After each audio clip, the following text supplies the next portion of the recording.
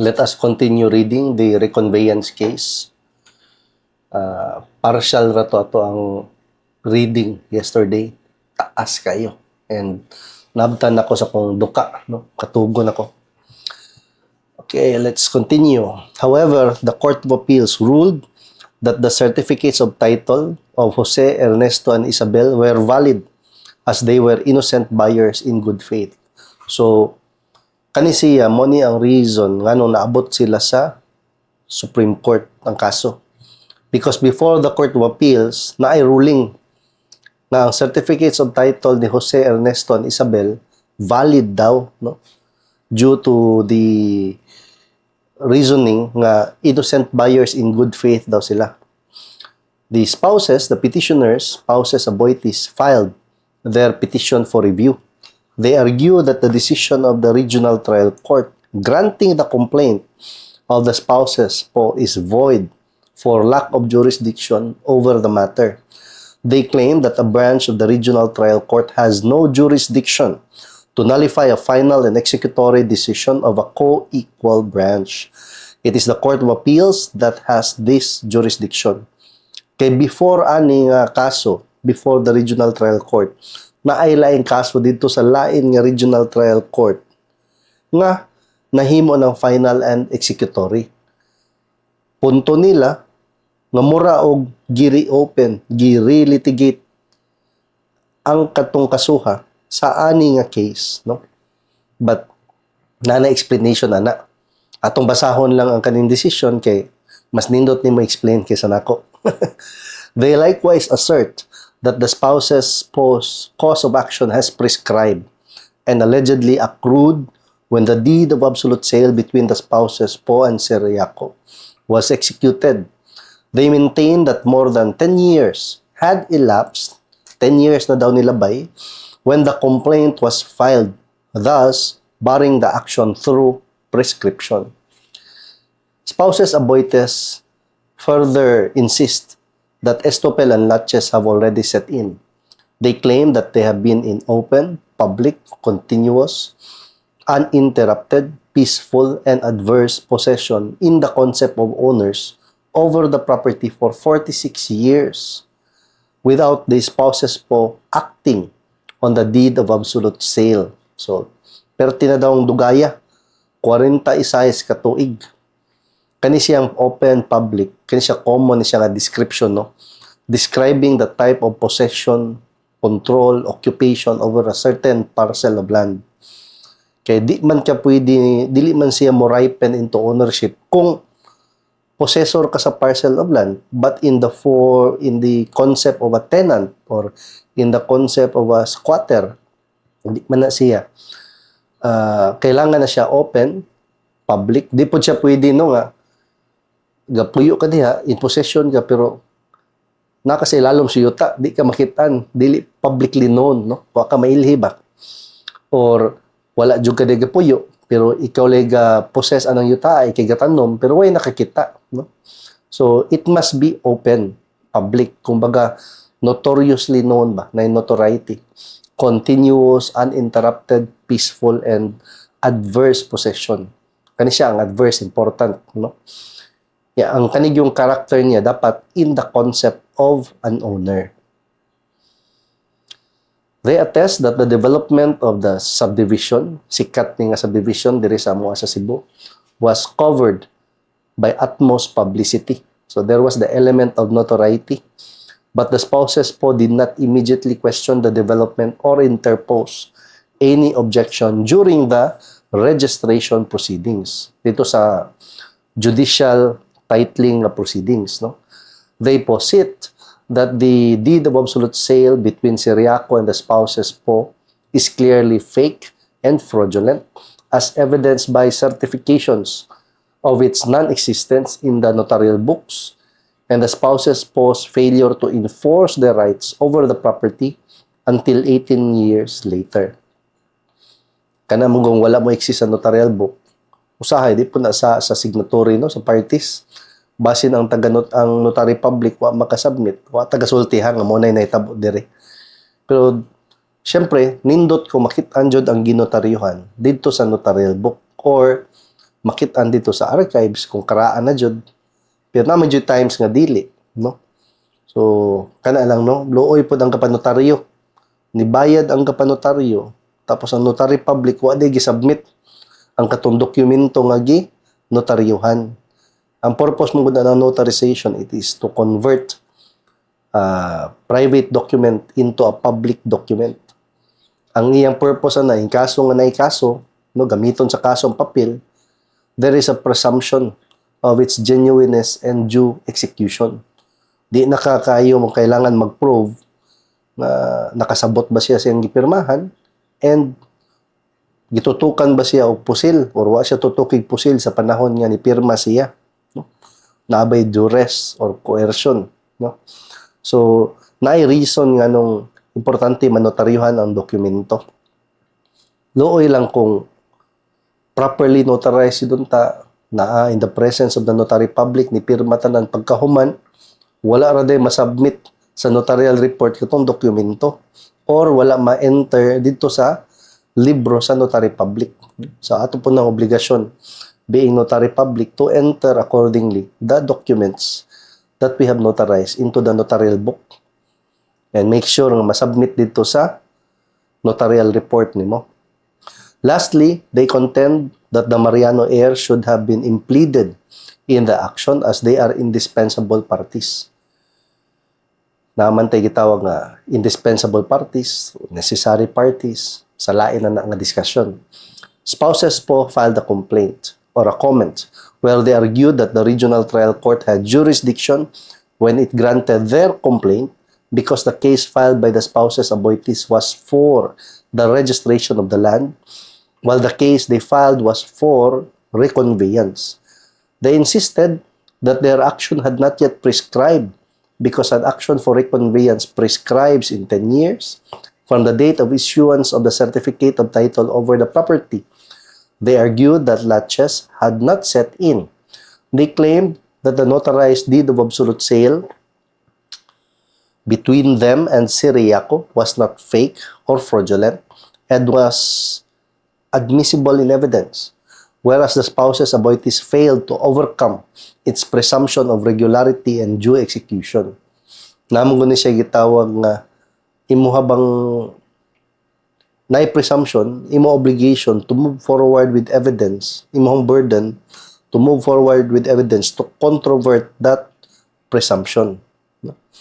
They asserted that the documentary stamps tax had been paid and that the Mariano heirs were not indispensable parties. Spouses Aboitiz filed a reply reiterating their arguments in the petition. Spouses po also filed a petition for review. They claim that the respondents Jose, Ernesto, and Isabel are not innocent purchasers for value. They allegedly knew of the defective title of Roberto because his tax declaration had the following annotation. Naisuwat iyang deklarasyon. This tax declaration is also declared in the name of spouses po under a different tax declaration number, so that one may be considered a duplicate to the other. So nahi gisuwat no nga gibutangan nga tong note ba nga o ikaw nga gakupot o gabasa ani nga deklarasyon angay kang mahibalo nga kaning yuta nga gideklara sa pangalan ni Aboitiz nakadeklara po ni sa lain nga deklarasyon lahi nga numero didto kang spouses po sumura ni siya og duplicate, sumura ni siya og buyer beware. Lain po na kung ang usa ka yuta lain-lain og deklarasyon pero na-amend, na-cancel lang usa tungod sa general revision or na-cancel lang usa because of a transfer of ownership, lain po na. Pero in this context, duha ka deklarasyon simultaneously exist, simultaneously covers the one parcel of land. No? Nay usa ka parcel of land, one parcel of land covered by two existing, not canceled tax declaration certificates. Mo ako sabot ani nga portion, no? Otherwise kung canceled ang usa, di ba? Nganong problema man eh. So it would mean nga existing ang duha ka deklarasyon sa usa ka yuta. So ikaw nga mo palit, mahibaw ka nga, oy, naday lain nga ni angkod ani. Gaylahi magngalan, dili man same ang pangalan sa niangkon, okay lang dato kung, like for example, na times nga, ang balay, usa ka balay, duha ka bok deklarasyon, pero same ra pangalan sa tag-iya. Posible 30 years ago na ay balay din gamay, gibungkag ba sa tag-iya, gitukuran og lain, gi-applyan og lain deklarasyon. So sa usa ka balay, mahog na duha ka deklarasyon, di po na siya unlikely to happen, no? Pero tungod kay same ra ang tag-iya, murag wa ray problema. Ang lisod diha kung ingwani nga sitwasyon, lain-lain man og declared owner for taxation purposes. Spouses appointees filed a comment. Aside from reiterating their assertions in their petition for review, they argued that there was no evidence that they acted in bad faith, as subdivision lot buyers were not obliged to go beyond the torrent's title. Usually common siya kung kanang mga subdivision nga na ay certificate of registration with the HLURB or DSUD, no? Yan ay license to sell. Kay kung moagi na diha, dakog puruhan, gisala na gina, no? Gisalang na gi-scrutinize na dito sa regulatory agencies. Spouses po filed a reply for resolution are the following issues. First, whether the regional trial court has jurisdiction over the spouses po's complaint. Because, ang reasoning anong issue, because according to spouses appointees, na may decision ang lain nga regional trial court over that certain parcel of land, the same parcel of land, in that land registration case, no? Judicial confirmation of title case or judicial titling case, na may desisyon. Kami may gisulti sa korte nga tag-iya. So humana ning istorya, humana ning alalis, resolve issue na ni.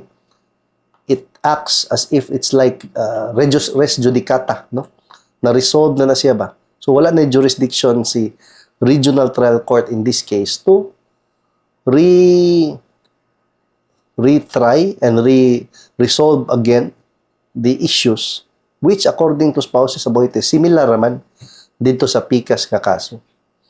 Pero na explanation, no? Atong basahon sa decision. Second, whether the action is barred by prescription. Third, whether the doctrines of estoppel and laches apply. Fourth, whether the land registration court's finding that Siriaco Sen only held the property in trust for the Mariano heirs is binding as res judicata in this case. Fifth, whether the deed of absolute sale between Siriaco and spouses Po should be considered as evidence of their entitlement to the property. Sixth, whether the Mariano heirs as sellers in a deed of conveyance of realty are indispensable parties. Finally, whether the respondents Jose, Ernesto, and Isabel are innocent purchasers in good faith. So, kana siya si Jose, Ernesto, and Isabel, buyer in good faith ba kuno sila? Spouses appointees argue that the regional trial court did not have jurisdiction to nullify the final and executory decision of the regional trial court. They claim that it is the Court of Appeals that has jurisdiction to annul judgments of the regional trial court. Kung tan-awon nimo ni, kana lang, imong basahon, sakto po, di ba? Kung na decision ng regional trial court, isaka na nimo dito sa Court of Appeals. Pero dili raman nimo o istorya, no? Gi-explain na diri sa decision. However, the instant action is not for annulment of judgment of the regional trial court. Mo na siyang explanation. It is not for annulment of judgment of a regional trial court. It is a separate and distinct case, no? Mo na akong tanaw, no? According diri sa decision, it is a complaint for reconveyance, cancellation of title, and damages. Unsa man daw ni ang complaint for reconveyance? A complaint for reconveyance is an action which admits the registration of title of another party but claims that such registration was erroneous or wrongful. It seeks the transfer of the title to the rightful and legal owner or to the party who has a superior right over it without prejudice to innocent purchasers in good faith. It seeks the transfer of a title issued in a valid proceeding. The relief prayed for may be granted on the basis of intrinsic fraud, or fraud committed on the true owner instead of fraud committed on the procedure amounting to lack of jurisdiction. That is extrinsic fraud. An action for annulment of title questions the validity of the title because of lack of due process of law. There is an allegation of nullity in the procedure and thus the invalidity of the title that is issued. The comment of the spouses po asserted that they were the true owners of the parcel of land which was registered in the name of the spouses Aboitiz. They alleged that they acquired the property from Siriaco, who acquired it from Mariano. They claimed that the spouses Aboitiz had the property registered without their knowledge and through fraud. Thus, they sought to recover the property and to cancel the title of the spouses Aboitiz. Thus, the prayer in their complaint stated, "Wherefore, premises considered, the Honorable Court is respectfully prayed to render judgment in favor of plaintiffs and against defendants, ordering the latter as follows." Unsa man ang desisyon sa court. So, at least ma-familiar ta ba? Unsa may typical content sa decision sa korte in these cases. Kani siya mo na nitawag na fallo or dispositive portion ang tumitumoy sa decision. Siyempre, basahon po ito ni mong body, ang rasyo. Unsa may reasoning sa court. Ngano naabot siya ani nga decision. What allegations, what evidence nga iyang gi-consider in arriving sa ani nga decision. So, dire ang fallo raman, ang dispositive portion ra gisuwat, no? To reconvey and/or return to plaintiff's lot number 5, which is the subject matter of this complaint, to declare as absolute nullity all the documents of sale involving lot number 5 in favor of defendants and such other documents used in the improvident issuance of the title in the name of defendants and to cancel said title. Yeah, third na ay payment of damages. Hindi na lang nato on damages, no? Anyway, singwani, kaning lot number 5, ako rin yung gibuat-buhat ha, kay masayon timanan. Basta din kasuha, lot number 5 ang napil sa kaso. Pero ang giistoryaan na lot number 5 and lot number 7. Not the real parcellary numbers, no? Not the real parcellary numbers sa mga yuta. Plaintiffs further pray for such other reliefs and remedies just and equitable in the premises. So, kana siya dito dispositive portion. Prayer dito sa complaint. Bantog rating ako kung magdili. Decision sa korte. I take it back. So, kato kong ibasa, katong prayer to reconvey and to return, to declare as absolute nullity of all the documents, to pay damages. Tingala ko pag tumitumoy na lagi prayer for such other reliefs and remedies. Di na siya falyo. Kani siya nga part gisuwat diri sa decision unsa ang reliefs prayed for sa complaint nila ni Aboitiz. Okay. We sought to recover the cancel the title of the they allege that they acquired, claim, dito complaint ni Aboitiz, no? Sa kataasan ni libog na ko. Spouses po ni nga complaint. Ang complaint ni spouses po, no, ilang allegation sila ang true owners that they acquired the property from Siriaco, that the spouses Aboitiz had the property registered without their knowledge, that they sought to recover the property and to cancel the title of spouses Aboitiz. Yung prayer, mo ni ang prayer sa complaint ni spouses po. Sayop to kanina, no? I take it back. Ako na lang isulti ha, kay di mo ko tig-edit ko sa akong video. Muna dyan ni. Wherefore, premises considered, this honorable court is respectfully prayed to render judgment. Mo ni ang prayer ni spouses po. To reconvey or return, reconvey and/or return to spouses po, lot number 5, which is the subject matter of this complaint, to declare as absolute nullity all the documents of sale involving lot number 5 in favor of the defendants and such other documents used in the improvident issuance of the title in the name of the defendants and to cancel said title. and to pay damages. Anyway, di na to natukian ng damages. Plaintiffs further pray for such other reliefs and remedies just and equitable in the premises. No? Muna yung general prayer.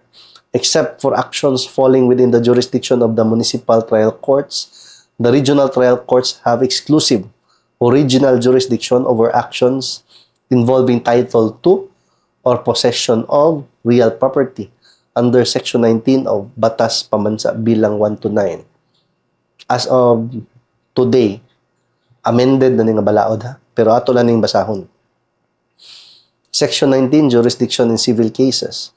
Regional trial courts shall exercise exclusive original jurisdiction in all civil actions which involve the Title II or possession of real property or any interest therein, except actions for forcible entry into and unlawful detainer of lands or buildings, original jurisdiction over which is conferred upon metropolitan trial courts, municipal trial courts, and municipal circuit trial courts. An action for a conveyance and annulment of title is an action involving the title to real property. Nainitsata, kadiyot lang. Na daw, lunch. Sa probinsya na magkukugapuyo, guys. Wala magkugapuyo sa syudad. Nindot diri, way traffic. Daghan pa yung pista, no?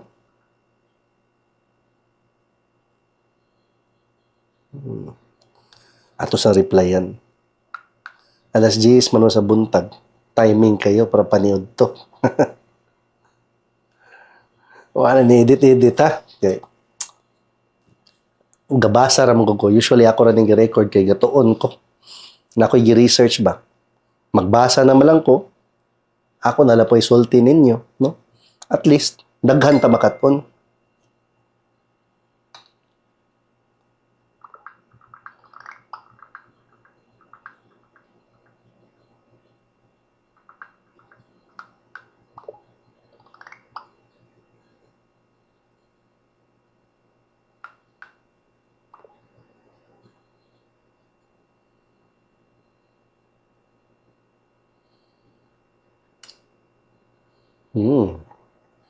May grasya.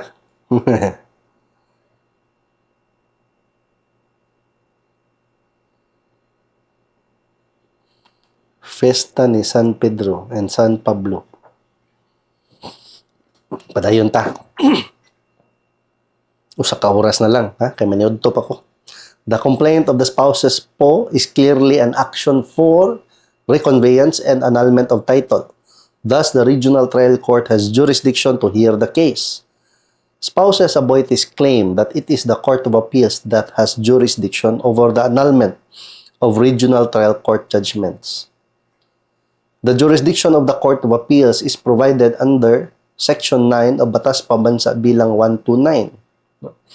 Unsa man ni? Ako di kay ko sold ani nga theory, no? Nga ang Court of Appeals maoy na jurisdiction ani og dili ang regional trial court, medyo pinugos kayo. Kay syempre katong land registration proceeding lahi man to. Ang issue dito whether or not kana siya nga property na imuha ba na nahimo ba na siya nga private property at some point. Ang kaning sa reconveyance lahi man pud ni. Murag gipugos-pugos lang yun ni para lang yun nga naay kadipinsa, no? Di kay ko sold ani. Di ko ni karaan niya kaso, friends. Kung karaan pa ni makasabot ko. Kaya wa pa kayo jurisprudence at that time. Kung kani di man kayo karaan. Di kay ko mahalin aning theory diri sa kuan nga ang Court of Appeals mo na jurisdiction para mo annul sa judgment sa regional trial court. Wa man niya gipa-annul ang judgment dito sa judicial registration proceedings, judicial titling proceedings. Action for reconveyance man ang gi-file.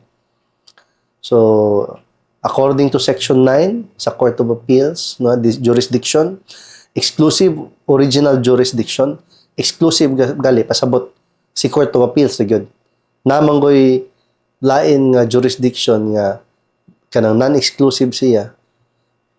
Pwede nimo i-file ana nga korte or ani nga korte. Dili siya exclusive niya. Sa kaninga case, exclusive pasabot ang original, pasabot, diha ka mo file sa complaint. Kaya ang opposite sa original, appellate man. Pwede man nga exclusive appellate jurisdiction. Diha ka mo apilar. Sa pasabot ani, exclusive original, diri ra jud i-file.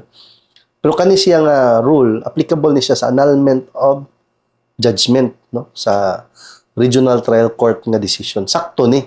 Kung tinuod, annulment of judgment ni ang action for reconveyance. It's a matter of how you treat the action of reconveyance, whether it is a separate and distinct case or is it a form of separate man gyapon yung annulment of judgment, but it's more like an appeal, no? Murag imong gi-reopen or gi-nullify ang judgment sa regional trial court. Pero kadtong mga judgment sa regional trial court, land registration case mo to. Kanilahi po ni reconveyance and annulment of title. So, di kay kusolda na. The difference between these two actions was discussed in another case. An action for annulment of judgment is a remedy in equity, so exceptional in nature that it may be availed of only when other remedies are wanting. Wa jud kay lang remedyo, no? And only if the judgment, final order, or final resolution sought to be annulled was rendered by a court lacking jurisdiction or through extrinsic fraud.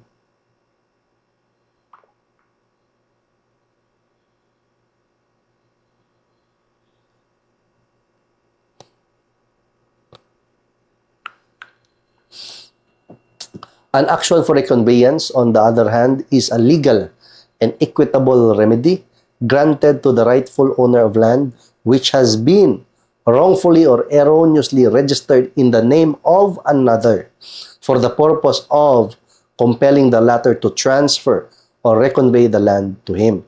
The Court of Appeals has exclusive original jurisdiction over actions for annulment of judgments of regional trial courts, whereas actions for reconveyance of real property may be filed before the regional trial courts or the municipal trial courts, depending on the assessed value of the property involved. Chat ako, amigo ba? Siya ba'y, parehas lagi gyapon og color yung sanina. Hoy, gilabhan niya, kay mamalit ko og sanina, usually, tag na polo, tag 15, parehas og color, para di na ko masige hunahuna, unsay ako ang birahon nga shirt, no? Tapulan kay ko ba? Crime against fashion. So, manang naiusahay, akong color sa akong sanina, parihas. Actually, hasta ang design na parihas. Pagpalit sa Uniqlo. Parihas ang color, inig sale ba? Petitioners allege that, first, they are the owners of the land by virtue of a sale between their and respondents' predecessors in interest. And second, that respondents Ramoses and Art Marketing, jurisprudence ni ang gisayt diri, illegally dispossessed them by having the same property registered in the respondents' names. So, kani gisayt ni diri na ilayan nga kaso. Thus, far from establishing a case for annulment of judgment, the foregoing allegations clearly show a case for reconveyance. As stated, a complaint for reconveyance is a remedy where the plaintiff argues for an order for the defendant to transfer its title issued in a proceeding not otherwise invalid. The relief prayed for may be granted on the basis of intrinsic rather than extrinsic fraud.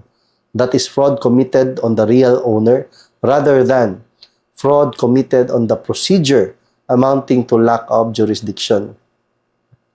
An action for annulment of title, on the other hand, questions the validity of the grant of title on grounds which amount to lack of due process of law. The remedy is premised in the nullity of the procedure and thus the invalidity of the title that is issued. Annulment of title. Nindot pagka-explicar, ako na i-save. The remedy is premised in the nullity of the procedure and thus the invalidity of the title that is issued.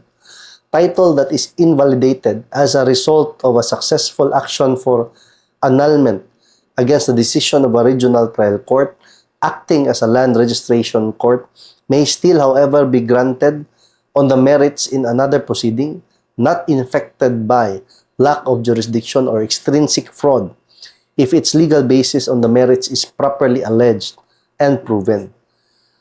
Considering the spouse's aboitis fraudulent registration without the spouse's spouse knowledge and the latter's assertion of their ownership of the land, the right to recover the property and to cancel the spouse's aboitis' title, the action is for reconveyance and annulment of title and not for judgment of title. Thus, the regional trial court has jurisdiction to hear its case. Okay?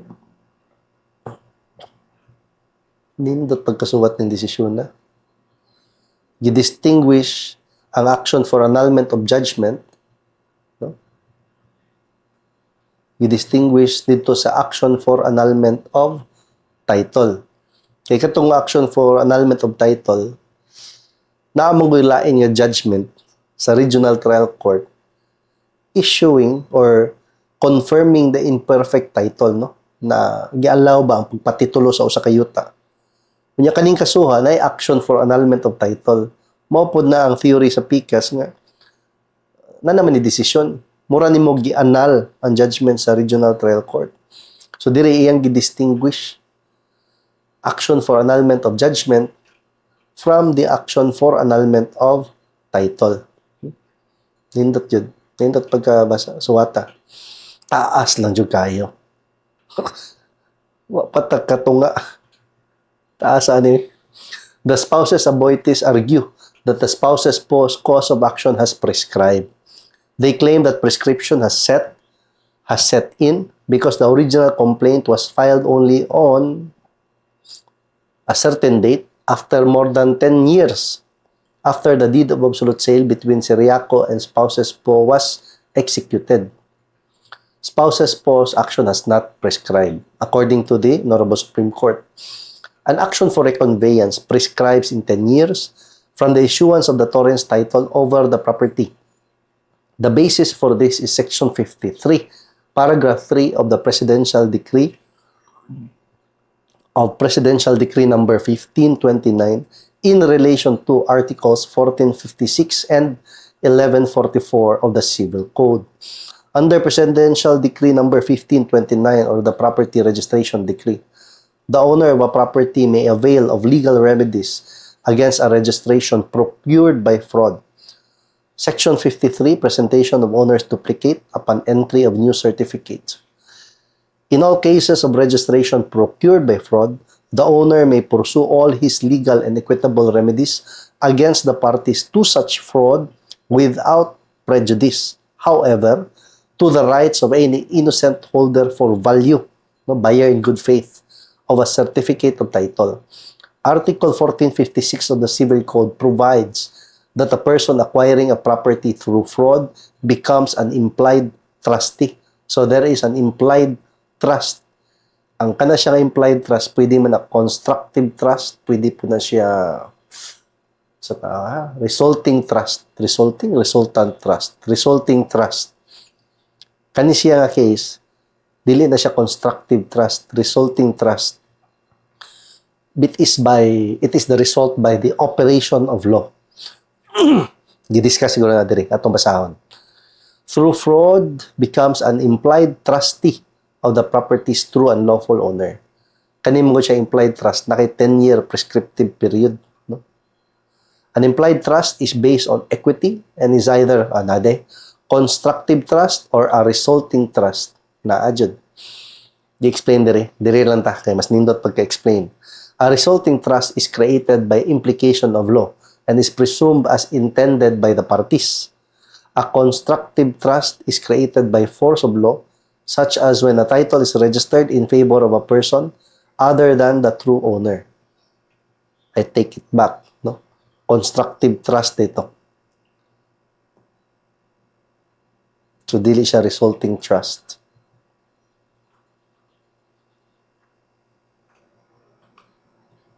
Gutom na ko na.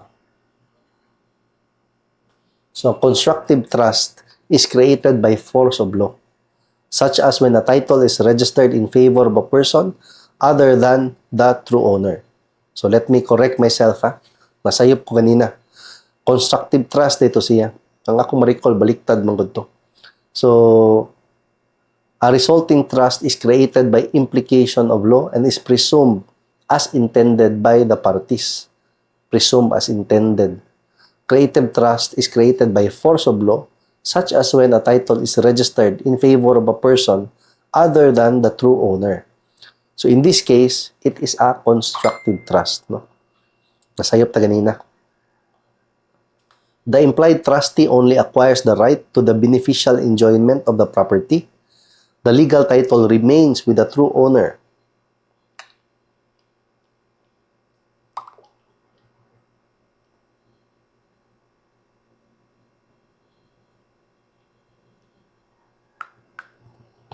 Kasabot na na mamista. Di, nasanin ako mahuman ron. Article 1456 of the Civil Code provides, if the property is acquired through mistake or fraud, the person obtaining it is, by force of law, considered a trustee of an implied trust for the benefit of the person from whom the property comes. Thus, it was held that when a party uses fraud or concealment to obtain a certificate of title of property, a constructive trust is thus created in favor of the defrauded party.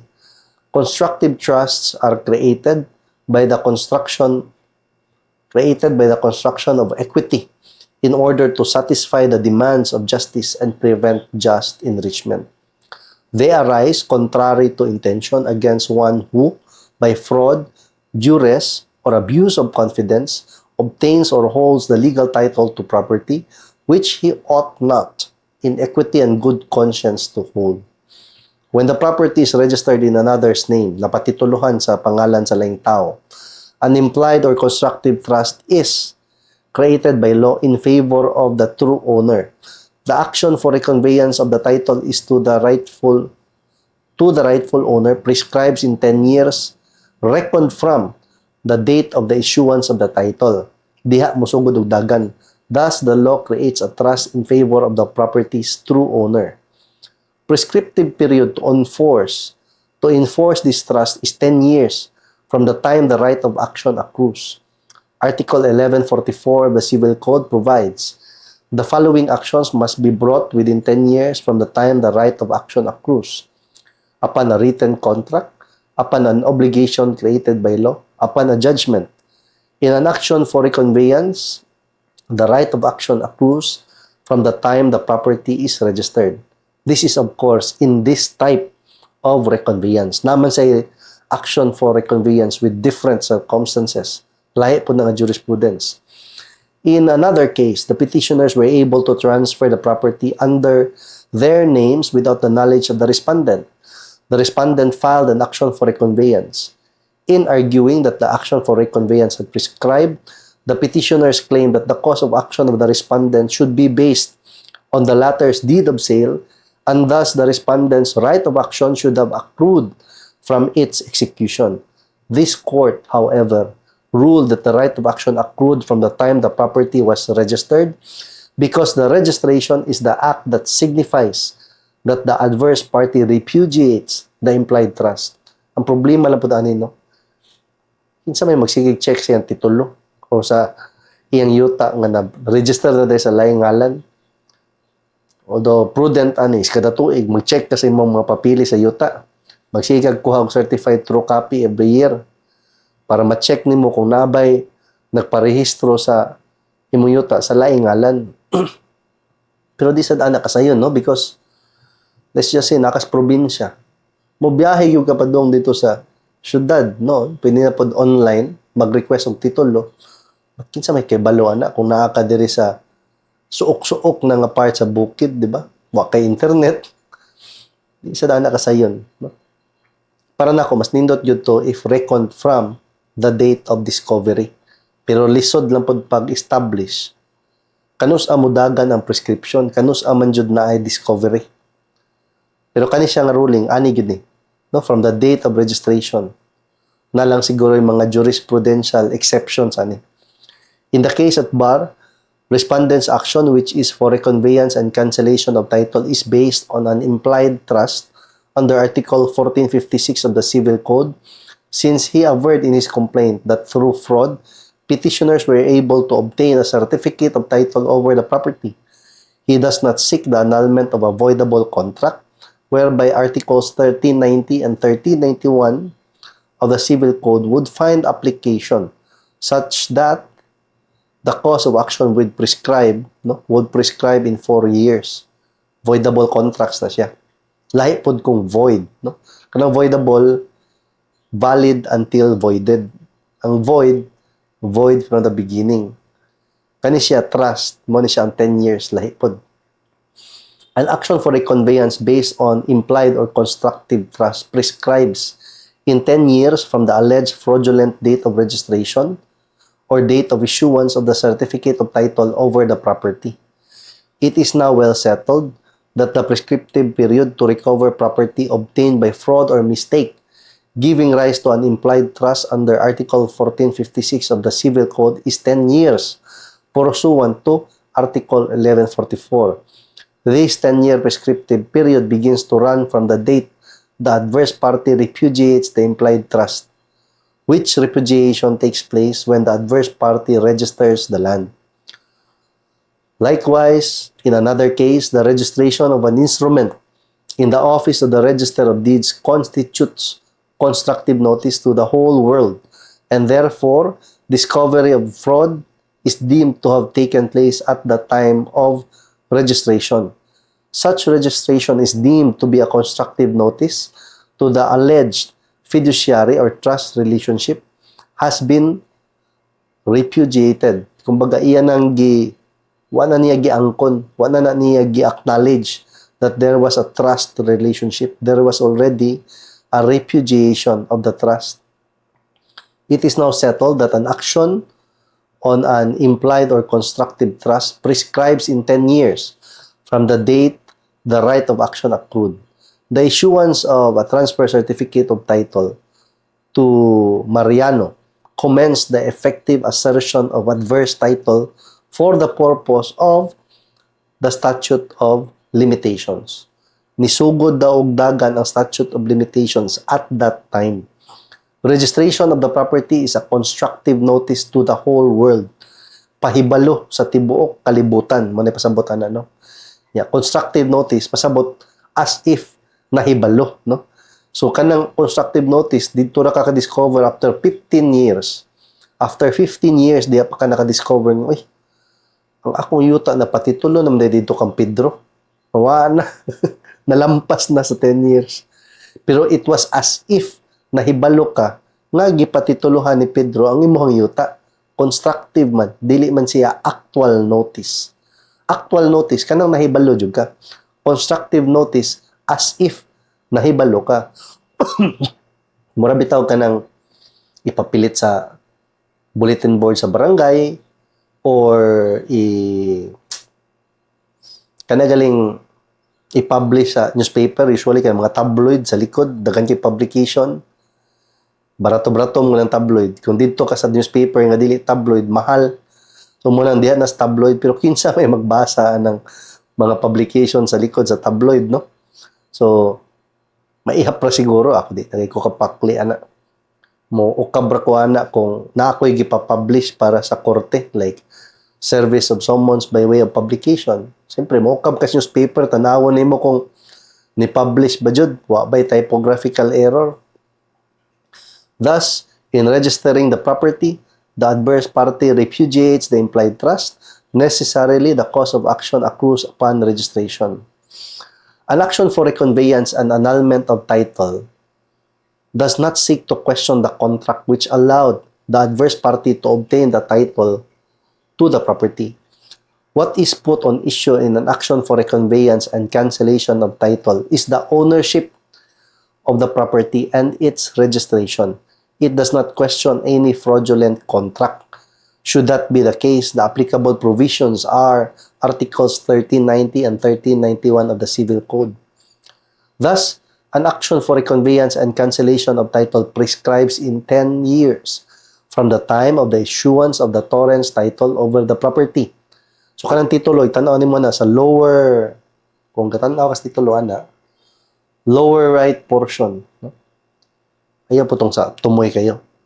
Bottom portion lang sa ubos-ubos right side nanay date diha kanus-an na issue ang titulo. So kana nga adlaw mo nimong basihan pag ihap sa imong 10 years. Considering that the spouse's post complaint was filed less than 3 years from the issuance of the torrent's title over the property, it is well within the 10-year prescriptive period imposed on an action for reconveyance. Okay. Dili na po ta sa estoppel. Pero guys, paniod to na. Mamistas ako. Ha? Kita ta sa sunod nga video. Part 3 na gid ni. Natay part 1, part 2 ni. Part 3 na ta. Kani sa part 3, estoppel and laches na pod ang giistoryaan.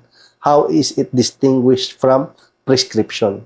Kanigong prescription, estoppel and laches. Basically, prescription and laches. Ug sa tambal pa, mo ni siya mga expiry date, no? Pero naa ni siya is fine line, na distinction between prescription and laches. Okay? Kani si prescription more of a deadline. Kani si laches more of ang imuhang effect sa delay ba, no? But don't take my explanation for it. Atong basahon ang decision sa Honorable Supreme Court na nakapakli-pakli ko. Lami kay basahon. Pero gahulat na ang lechon. So, mauna sa ko, nindot ni.